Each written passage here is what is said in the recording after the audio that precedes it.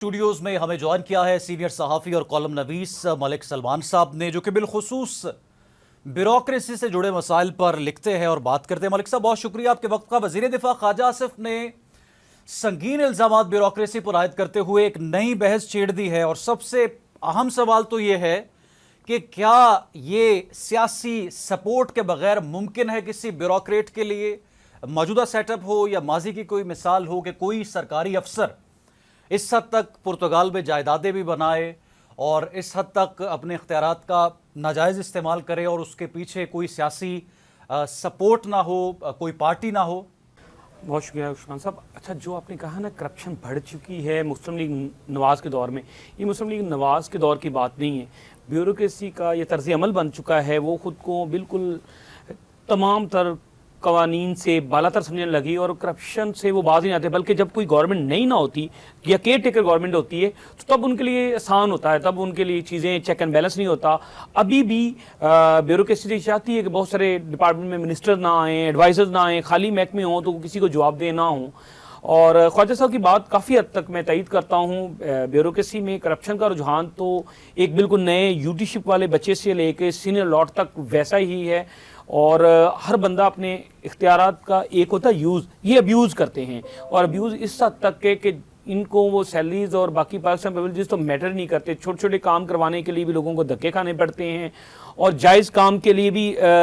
آپ کو پیمنٹ کرنی پڑتی ہے۔ تو یہاں پہ کوئی شاذ و نادر ہی لوگ رہ گئے ہیں جن سے آپ یہ توقع کر سکتے ہیں کہ وہ ایمانداری سے کام کرتے ہیں، اور باقی سارے لوٹ مار پہ لگے ہوئے ہیں، اوپنلی لگے ہوئے ہیں۔ ابھی خواجہ صاحب کے جہاں تک بیان کا تعلق ہے، اس کو بہت سارے سیریس حلقوں کی جانب سے بھی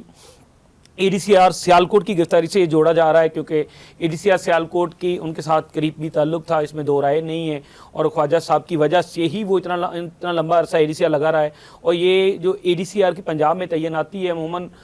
کہیں 2 ماہ 6 ماہ میکسیمم کو سال 1.5 سال ہوتی ہے، لیکن یہ 30 ماہ سے وہاں اے ڈی سی آر سیالکوٹ تھا اقبال۔ تو اقبال کی تعیناتی کے بعد بھی کچھ معاملات خراب ہوئے ہیں۔ خواجہ صاحب چاہ رہے تھے کہ اس کو موقع دیا جائے صفائی کا، ڈائریکٹ نہ اٹھایا جاتا، جو بھی تک کی اطلاعات ہیں، اس وجہ سے بھی خواجہ صاحب نے فوری ری ایکشن دیا ہے کہ ان کی بات نہیں سنی گئی۔ لیکن خواجہ صاحب نے جو موقف اختیار کیا وہ بالکل ٹھیک ہے۔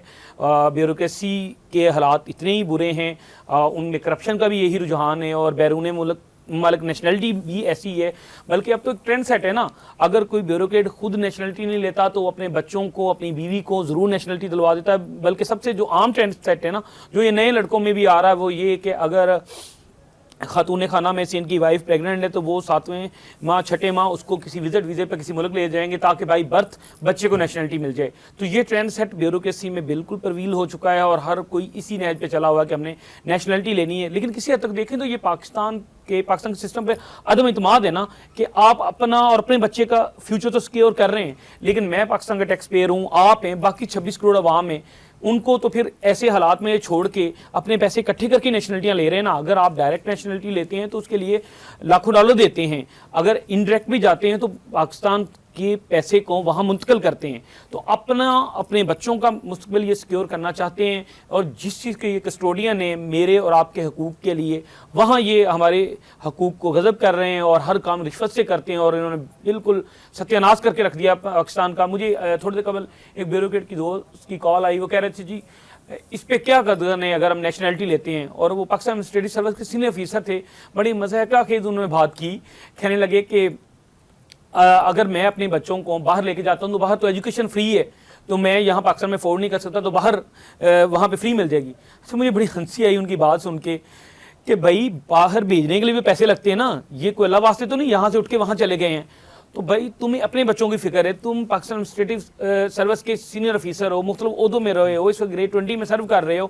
ایجوکیشن ڈپارٹمنٹ میں کا بیڑا گرک تم لوگوں نے کیا نا، کہ ایجوکیشن سسٹم کو ٹھیک کیوں نہیں کیا؟ اگر ہم وہ جھٹکی سی بات ہے، وہ کہتے ہوتے ہیں کہ آپ یہ لازم کر دیں کہ جو سرکاری ملازم ہے یا اور public office holder government office کو ریپرزینٹ کر رہا ہے، سیاستدان ہے، اس کے بچے اگر اسکول میں پڑھیں گے جہاں رخشان صاحب میں اور آپ پڑھتے ہیں نا، پھر سسٹم ٹھیک ہو جائے گا۔ اگر